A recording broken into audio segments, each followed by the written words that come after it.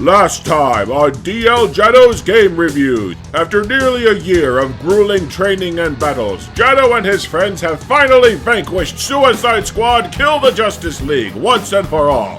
As our heroes take a much-earned rest before their next adventure, Jaddo searches for more challenges. Recalling that his battles against the malicious forces of the Kinect are not complete, Jaddo prepares to square off with a new adversary, a motion game licensed on Dragon Ball Z, and thus the Kinect Saga rages on! Alright, let's get the requisite backstory out of the way now. Dragon Ball is the story of Goku, a monkey boy in a fantasy world who's obsessed with martial arts, which in this world includes flying and shooting death beams from your hands. And he fights demons and armies who want to take over the world with Dragon Balls, 7 orbs that summon a dragon who grants wishes. Then in the vastly more popular sequel series Dragon Ball Z, it turns out Goku's an alien from a race of super fighters called Saiyans who can transform. A lot. And now he fights intergalactic tyrants, time-traveling androids, and bubblegum monsters made of pure evil. He's friends with the green slug man Piccolo, who used to be evil, a cast of increasingly obsolete humans, his rival Vegeta, who mainly makes situations worse and then gets murked, and his son Gohan, who was meant to take over as the protagonist until the Buu saga went, nah. And then in Dragon Ball Super, they meet a destruction god called Beerus, get divine transformations, and fight other gods and multiverse shenanigans. And then in GT, I don't know, I can't find anyone who gives a shit about GT. I didn't watch Dragon Ball Z as a kid, didn't have cable, but my best friend Ben was a big fan, so I at least knew the characters. But I was introduced to the actual story through Dragon Ball Z Abridged on YouTube, and have mainly dipped my toe in through the movies from there. The movies that aren't canon, except for when they are. There are also a shitload of Dragon Ball Z video games and ones on the Kinect, that Xbox 360 motion peripheral that barely works. So let's find out how the Kinect butchers another beloved pop culture IP with Dragon Ball Z Kinect. The game begins by just dropping you into Goku and Piccolo fighting Raditz with zero context whatsoever. For real, they don't explain who our heroes are, who the cartoonishly spiky-haired man is, or why anybody's fighting, so I sure hope this wasn't your first introduction to Dragon Ball Z, because it was for miles. The game's storyline is virtually non-existent. Characters aren't explained, motivations aren't explained, and plot points aren't explained if they haven't been cut entirely. Some of the sagas don't even get endings. The Saiyan saga goes directly from the fight with Raditz to Krillin fighting a Cyberman, not explained what in the hell those are. Then Goku fights Nappa and Vegeta, they have a fight with Great Ape Vegeta that ends with Goku being crushed, and then it just skips ahead to Goku fighting Captain Ginyu! No explanation of any kind for why you're suddenly on an alien planet fighting a purple dude, or how we got here from Goku being crushed to death by a giant monkey. You can tell the developers were huge fans of Vegeta because Vegeta's character arc is the one and only plot thread that's left intact. They stop the battle with Frieza dead for a Vegeta speech and death scene. Goku's first Super Saiyan transformation gets no explanation, but Vegeta's does, complete with whole lecture and backstory. They interrupt the final battle with Cell for Vegeta development. He gets a long-ass send-off when he dies against Buu. He gets the game's final boss fight, and he gets several speeches over fights as Goku through the end of the game. Kill my enemies, and for my own pride. I'm a little busy here, dude! Oh, and all the times Vegeta dies through the game, there's never any explanation for how he keeps turning up alive again. Why is a narrative always the first thing to go in these Kinect games? The game is set up like a one-on-one fighter from a first-person perspective. You can throw 3 kinds of punches and 2 kinds of kicks, block by raising your arms, move and dodge by leaning in a given direction, and you charge energy for super attacks by squatting like you need to poop standing up. Most of the rest of the game's actions are mapped to contextual actions that appear on the screen. You have 2 super moves that are triggered by specific poses, and several attacks and combos involve performing quick time event poses or punches. It sounds on paper like they have all the ingredients to make a decent fighting game, but everything falls apart from three very fundamental problems. Every member of the roster is interchangeable, the game's combat system is very unbalanced, and the problem that you could have called before even clicking this video, the Kinect barely friggin' works! I've lost count of how many times the game refused to land punches with my left hand! It varies wildly, not just between game sessions, but in a single play session, whether or not the Kinect can read dodging, so you take crap loads of hits that you should have avoided. It's not even always the Kinect's fault. I think the game itself is programmed to be painfully picky about what inputs it'll accept. Dodging didn't work if I stepped in the direction that I was leaning. One of the super move inputs has you lean forward with your arms out to the sides. It didn't work worth a damn, and during my initial playthrough where the footage got wiped by a hardware mistake, it didn't work if my hands were too far out to the side where that readout in the corner couldn't see them. And blocking barely works because your arms have to be insanely precisely placed away from your head. Yeah, trust me, I've practiced enough by now. This is a good block, this is a bad block. Good, nothing. Good, bupkis. Good, get punched in the face. And Piccolo has not one, but two attacks that barely work because, of course, the Kinect confuses holding your hand out for trying to throw a punch. Of course, it can't track you putting your hand to your forehead to use the special beam cannon. The squatting pose to charge ki can barely be read either. Every time I try it, I have to keep shifting my arms around until the game finally decides to work right. Thankfully, you can also charge ki by trying to use a super that isn't charged yet. I wonder how many of these detection problems are due to the Kinect's inherent accuracy, and how much is due to overlap in the move inputs, because I've had the game read my leaning forward as the ki charging pooping stance, and I've seen the game register the dodge, but not actually dodge. So I have no idea what's going on. Wait, hold on, stop, back it up, instant replay. Look at this! I tried to dodge to the right, but I hit an invisible wall in this massive, completely open arena. You cheating little bitch! So basically, the controls only work when they feel like it! Since the Kinect can't read for shit, you're going to resort to just punching enemies to death a lot of the time, and that leads to another problem, at least for me. This game physically hurts to play. Here, this is a fight in the middle of the Frieza Saga. Average difficulty, average length, playing as Piccolo where the supers don't work worth a shit. Guess how many punches I had to throw to finish this fight. Go on, guess, ballpark it! I went through the footage in slow motion with a clicker, and my final tally was 551 punches to win a single fight! This is mainly because enemies have so much damn health that a single fight takes about 5 minutes. Actual minutes, not Frieza minutes. Just, what the fuck were they thinking? And it's not just the volume of the punches, it's the rate of punching. The quick time event sequences that pop up often for beam struggles or knockback attacks, you have to throw 20 punches in a matter of seconds, and I've noticed the meter filling slower if you don't punch hard enough. You have to punch continuously to build up the combos where the bulk of your damage comes from. I played the Saiyan and Frieza sagas together when I first started collecting footage, and my arms hurt for 2 straight days afterward. You play more than a few levels at a time, and this thing starts to burn like it's an actual torture device. I've accused games before of hating their players, but I've never seen it so viscerally. Oh, and do you want to know a fun side effect of a fighting game that controls via motion inputs?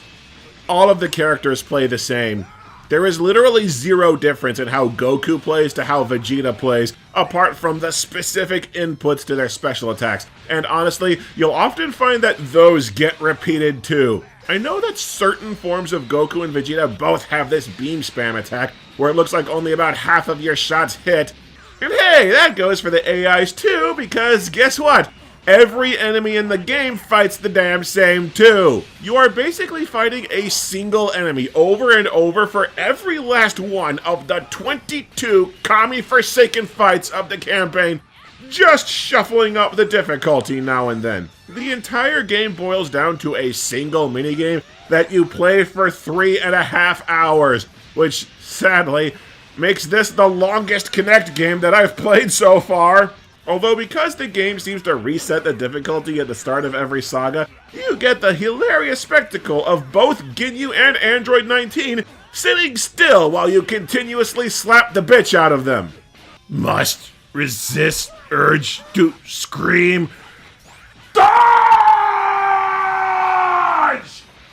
Although speaking of slapping, there is one very important difference between the fighters. You see, base form Vegeta is the only character I've seen so far with a super attack where he flies up to his enemy and slaps them on the ass! Yeah, I know it's supposed to be a karate chop to the spine, but it's animated so badly that it looks like he's just spanking whoever he's fighting. I'm a toast in your buns, Kakarot! Yeah, Vegeta's ass slap isn't the only thing that's questionably animated. There's a scene in the Boo Saga where Vegeta hugs Kid Trunks goodbye, and he just stands there while Kid Trunks speaks from off-screen as if a hug is occurring. And then when Vegeta dies, he just descends frozen to the ground and turns into a poof of smoke. And is it just me, or does Vegeta's skin color change at his neck to where his head just looks badly photoshopped, even though that's his actual character model? The few times that you see shadows, they're just weird blocky smudges. No, strike that! Sometimes the shadows are blocky and sometimes they're perfect. I don't even know how you— Why is there a cutscene shot clipping through a rock? And don't even get me started on the arenas that have abysmal continuity. You can't tell so much in the barren wastelands, but on Namek, you will constantly flip between fighting on dry land, fighting in the middle of the sky, and then suddenly you're in the middle of the water for no reason. It is wildly distracting and cheap looking as you supposedly fly all around and yet the background never changes. I've gotten phased inside of trees and mountains before. Oh, and you don't actually fight Cell in the Cell game arena. You fight him about 20 yards to the left of the Cell game's arena. The game's presentation is a shit show. Alright, let's get to the real problem, because the crappy controls are only half of the game's major issues. Here's the deal. If you're close to an enemy, then throwing punches will actually throw punches. You can build up combos to rack up damage at a really solid pace. If an enemy is far away from you though, then throwing punches instead fires energy blasts at your opponent, and you can smack aside shots that the enemy fires back at you. Here's the thing though, it didn't take me long to realize that at long range, your ki blasts barely do shit to the enemies. You can't deal damage anywhere near as quickly as you can at close range. And why is that a problem? Because the enemies can all huck super attacks at you with absolutely zero observable wind-up, telegraph, or charging. And even if you pass the quick time event to avoid one of these attacks, it still deals about 10,000 damage when you start with 50. Frieza just knocked off 20% of my health with a single unavoidable hit. Cheese and rice! And they do this multiple times per fight. If you don't win fast, you don't win. Because the AI can and will just get bored and insta-kill you anytime that it wants. Okay, so lesson learned. Stay at close range at all times to rack up enough damage to clear the fights. Simple, right? Well, wrong. Because once you're at long range, the game disables any moves that budge you closer to your opponent. The game purposefully traps you to where you can't get back into close range. Your only option at this point is to use a knockback attack that sometimes appears in the upper left corner that changes range, and I have no idea how the game decides when this move is available. And also, dose of luck, because the Kinect can't always read jumping. Pretty much your only option at long range is to charge level 1 supers and just hope the knockback appears or that the AI does something to change range on its own. Level 2 supers are mostly useless. They take ages to charge and don't deal anywhere near enough damage to be worth it.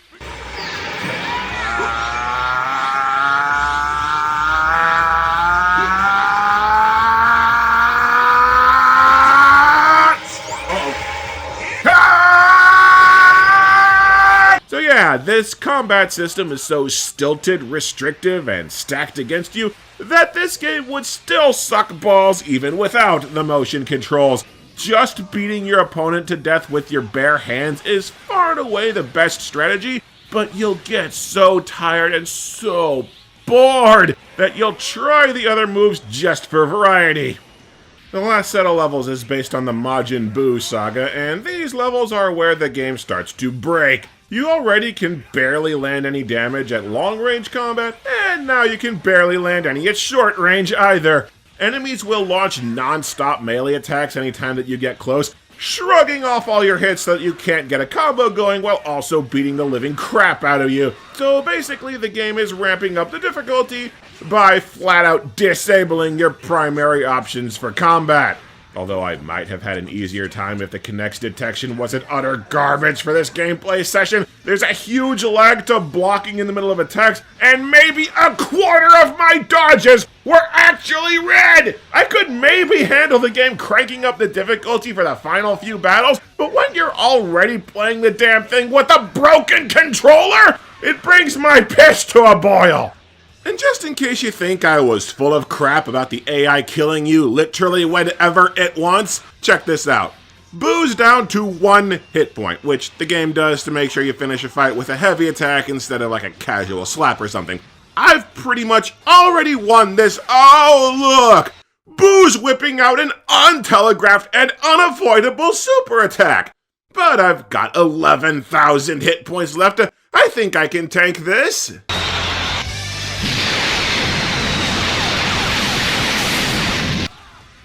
Son of a whore!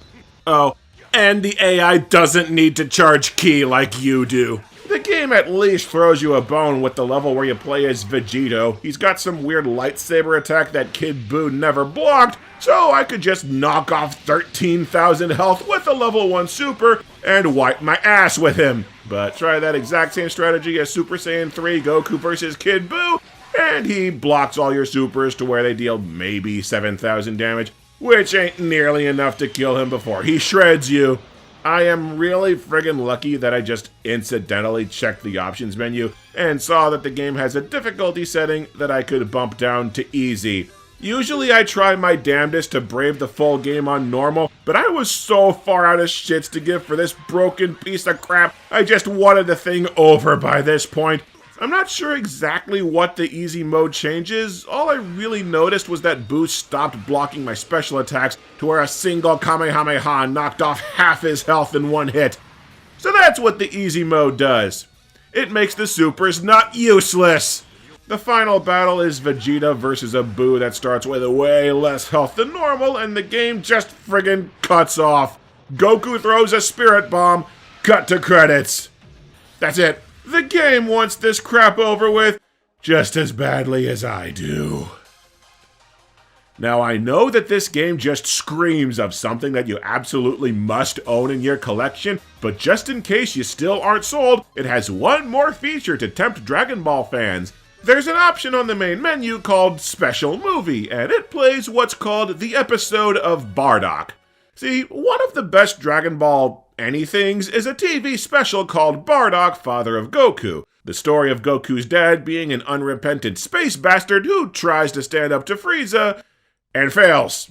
Just dies while failing to save his people. It's a deeply tragic and moving story where the tragedy is the entire point of the character. So, episode of Bardock reveals that Frieza's death ball didn't kill Bardock, it sent him back in time! And then he protected a race of natives from one of Frieza's ancestors, and then he turned Super Saiyan! It is every bit as dumb and pointless as it sounds! They didn't even bother dubbing it into English, that's how dumb and pointless this thing is! Still though, it's less painful than playing the actual game that's bundled with it. At least the animation is pretty.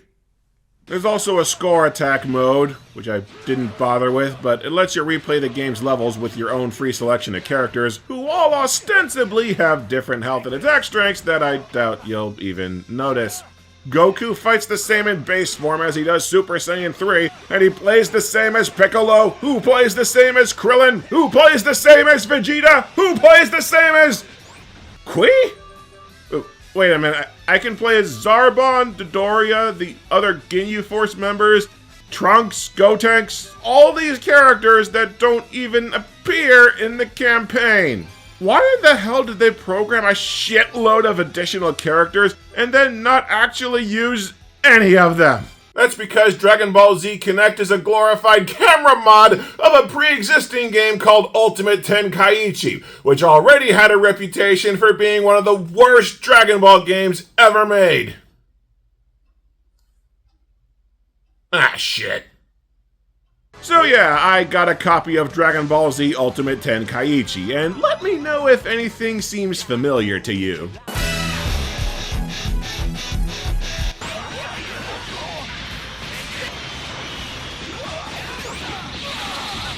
Kakarot, you are a shame to our family and our entire race! What does the scanner say about his power level? Super 9,000! What? 9,000?!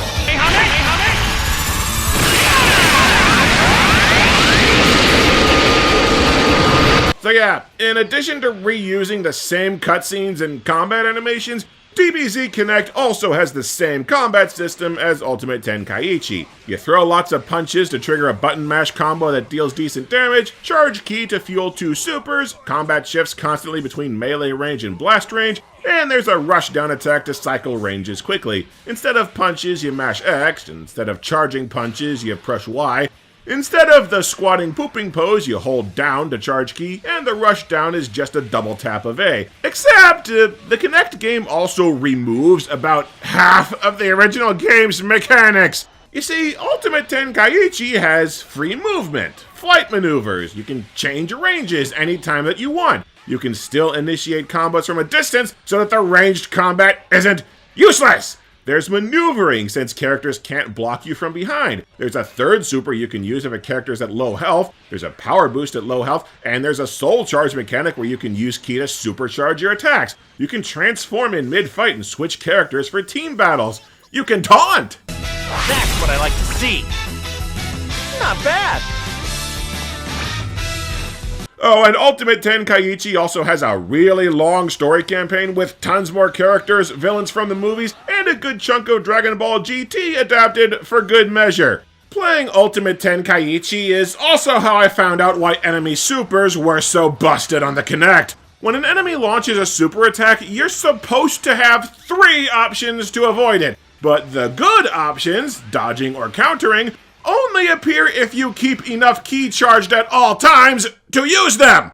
Yeah, it's my bad for not playing all the way through the tutorials, but come on! Not only do you still have to sit on ass getting hit to charge ki, not only does ki constantly drain on its own, but this basically means that you can't ever use your supers because you need all that ki to block the instant death hits! So yeah, still bullshit! Oh, and there's exactly 1 level of DBZ Kinect that's nothing but quick-time events as you fight 8 Vegeta. Yeah, that's adapted from the original game's boss fights, only stripped down to nothing but the infuriating QTEs. They did try to improve Ultimate Tenkaichi's combat by removing the spirit system. The original game restricts you from using super attacks unless you charge a pointless extra meter with heavy attacks. The Kinect game removes that, but the trade-off is that ki takes so much longer to charge on the Kinect that the supers are all worse anyway. Now don't get me wrong, Ultimate Tenkaichi is still a piece of shit. You don't so much launch attacks as you initiate quick-time events, and every move requires a coin flip to find out if it works. It also has the unforgivable problem of every character playing the same, to where you're effectively just doing the same fight 50,000 times! This seriously gives me Godzilla PS4 vibes, made exclusively for insane Japanese uber nerds who just want to visually recreate their medium on the absolute most superficial level. But Ultimate Tenkaichi at least competently retells the story of Dragon Ball Z, has some gorgeously reanimated cutscenes from the anime, and it has a custom fighter mode, since all the fighters are just reskins anyway. They tried to make an actual game! Dragon Ball Z Kinect was so damn lazy that it just took a pre-existing bad game, stripped its mechanics and story to less than bone, and tried to replace button mashing with harebrained motion controls that don't work worth a shit! Nobody tried with this game. They just resold you the same title, digested of all its value, and literally sold you shit. Jeez, I hope all the Dragon Ball games aren't like this. Hold on. I need to check on something real fast.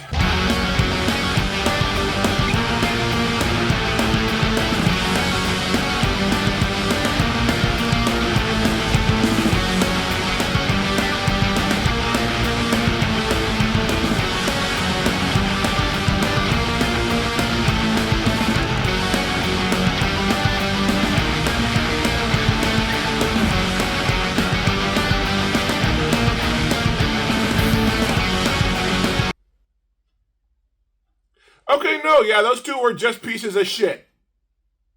1, 2, 3, 4, 5, 6, 7, 8, 9, 10. 1, 2, 3, 4, 5, 6, 7, 8, 9, 10. 1, 2, 3, 4, 5, 6, 7, 8. 1, 2, 3, 4, 5, 6, 7, 8. Oh, damn it. 1, 2, 3, 4, 5. 1, 2, 3, 4, 5, 6, 7, 8, 9, 10. 1, 2, 3, 4, 5, 6, 7, 8, 9, 10. 1, 2, 3, 4, 5, 6, 7.